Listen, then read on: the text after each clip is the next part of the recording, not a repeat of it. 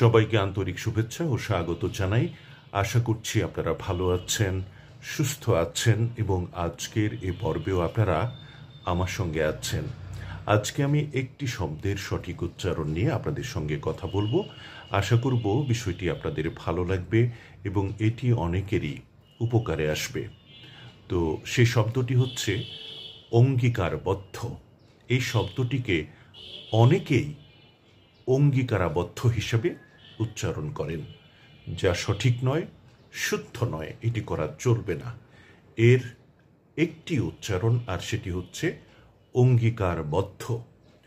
বাংলা একাডেমির আধুনিক বাংলা অভিধান এবং বাংলা উচ্চারণ অভিধান, এ দুটি হচ্ছে প্রামাণ্য গ্রন্থ।